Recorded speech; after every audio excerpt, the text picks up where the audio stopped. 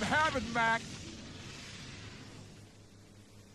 Sonic Frontiers Update 2 released over a week ago, and it was a lot of fun. Frontiers to me is just one of those games that just keeps on giving. Every time I feel like I get bored of the game, more new stuff is added to make me go back and re-experience these Starfall Islands, and Update 2 is no exception. Back when we got the 2023 content roadmap, I gotta say that Update 2 looked to be the least appealing to me. Update 1 had new challenge modes, and as indicated by the picture, it looked like we'd be getting a chance to fight against the bosses of the game again without having to create a new save file. And if you watched any of the videos in which I talk about Sonic Frontiers, you'll know that I believe that these bosses are some of the best in the history of Sonic games. Even Frontiers' worst boss is better than other Sonic games' best. That isn't to come down on the boss battles of other Sonic games either, instead it's just a testament to the awesomeness of Frontiers and its bosses. Anyway, Update 3 has a new story and more playable characters. Needless to say, Update 3 is my most anticipated out of all of the updates. However, when looking at the second update, I was kind of feeling meh about it in the beginning. Sonic's Birthday, Open Zone Challenge, and New Coco sounded alright, but not really all that special to me, with the New Coco sounding the least interesting. Flash forward to today, and I gotta say, I really enjoyed this update. While it's likely to be my least favorite among the three, I still found myself going back and pouring hours into the game again. The Sonic's Birthday theme was cool, but at first, when I turned it on though, it made me feel like the screen was a little overcrowded, and I still do kind of feel this way, but you get used to it in the end. The birthday party outfits Sonic and the other characters wear in the games are also pretty cool. It's pretty funny when one of the characters is talking about a serious topic or just trying to be serious in general, and they've got this big old party hat on. Not a complaint, I just think it's humorous is all. It's also nice to see the Coco wearing these little party hats really getting into the birthday spirit. Sonic's outfit is cool, but I think the most annoying thing about this is really not even about the outfit itself, but more so about the game. I really think they should have had way more customizable outfits. With each update so far, we've got an outfit or two to customize Sonic, and right now we've got like 5 or 6 outfits total, and I cannot be the only one who expected more than this. I was actually thinking there'd be like an in-game shop where you can use the rings you obtain to get tons of more outfits. In my opinion, this is a huge missed opportunity, and it's just kind of a shame. I think we may have passed the point of getting something like this happening, but it'd also be really cool they did the same thing but with the themes too. You know how we have like the Sonic's Birthday theme that's displayed on the screen when you play? It'd be cool if there were other themes available as well, you know? Like where you can have like a Knuckles theme or an Amy theme, just character-based themes or just regular themes in general. I'm not really sure, but just getting more creative with this kind of thing. Here's to hoping we get more stuff like this in the sequel to Frontiers, because in all honesty, I just don't see that happening here. Update 3 already looks like it's going to be the big kahuna, and Sonic Team might already have their hands full with making Tails, Amy, and Knuckles playable alongside a new story. It's cool though. I think a lot of this stuff anyway is like one big test run. I mean, like with Sonic Frontiers having a new gameplay formula and being unlike anything I've ever seen before, I wouldn't be surprised if what we're seeing now is Sega laying down the foundation for something even greater to come in the future. That aside, I think the open zone challenges were probably the highlight for me in this update. In the beginning, I spent so much time trying to collect those orbs and I was never able to get an S rank from it. I had no idea that destroying and fighting enemies increases your score. I'm not someone who really reads instructions though, so that's definitely on me. Nonetheless, running around and finding enemies to scrap with was so much fun.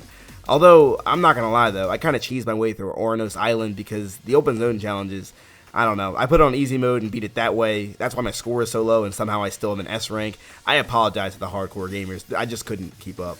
Still, I had tons of fun with this. It would be cool to see more challenges like this, or even a time trials where you can basically have to just get from point A to point B in a certain amount of time. Or perhaps like a Coliseum where you have to keep fighting waves of enemies and you're timed in doing so.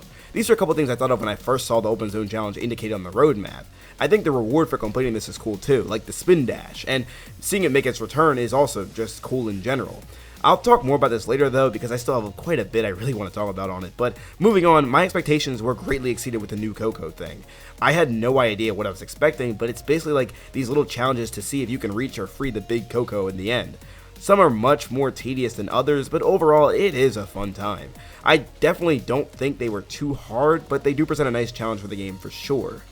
The reward for completing all the Coco challenges gives you like 3 more boost gauges, and while I believe that this and the spin dash are cool ideas for rewards, I don't honestly believe they serve that much use in the game. It bothers me too because when I was first going to use the spin dash, I thought it'd be able to serve in place of like the drop dash. Now the drop dash is cool because whenever you're scaling a steep surface, it really serves as an excellent cheat to quickly get up there. It sometimes even works on the ice in Chaos Island, which is really useful.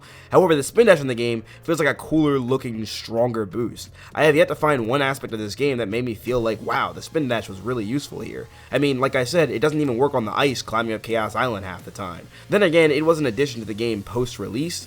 There wouldn't be that many natural uses for it in the game already, but still, I don't know. I'd be lying if I said I wasn't slightly disappointed that I couldn't scale the mountains with it like I can with a drop dash.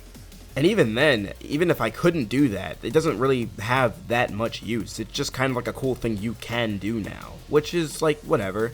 I mean, I was really expecting it to be better than the drop dash in the end, and I know I'm going to keep harping on that, but that's just kind of what I was thinking when I first saw that it was going to be here. I could use that and get up the mountains faster, and it makes scaling them much easier, but now that's just not going to happen. I have to keep relying on the drop dash, which is fine, but, you know, then again, the spin dash just serves no purpose for me. On the other hand, I feel like the idea of the extra boost gauges is a cooler concept on paper than in practice, simply because I never find myself in a position to get past the second gauge. I feel like in order to use up every single boost gauge the game gives you, you literally have to run from corner to corner on all sides of the island, and to be honest, there is simply no need to do that. This isn't me telling you don't play Update 2 because the rewards aren't as well rewarding, but instead I'm telling you to play Update 2 because it is actually a fun update. If I had set out to play this update only focusing on getting the reward, I probably would have been kind of disappointed. But I really enjoyed this update for what it was because I actually thought they genuinely had some cool challenges. There is one more thing this update added, and that was a whole idea of a reward for 100% completion. That said, I literally went and did everything the game had to offer. I did all the cyberspace levels, collected all the memory tokens in each area, I engaged with all of the characters for cutscenes, fought all the bosses, got all the music, and so on and so forth. And to be as honest as I possibly can, it was not worth it. The reward you get for this is just Sonic with a crown.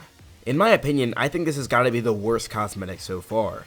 I was really hoping that it would be like Sonic wearing a cool cape or with a robe on and a crown too, but when I got the alert that said I achieved Frontier Elite, I was hoping for so much more than just this.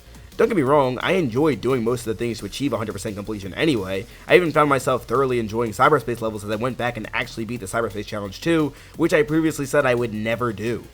To be honest with you guys, I'm kind of proud of myself because that shows some real character development in me, because before I initially hated the cyberspace and wanted nothing to do with it and thought it was the worst part of Frontiers. Now I actually really enjoyed it and would like to see it appear in a hypothetical Frontiers sequel.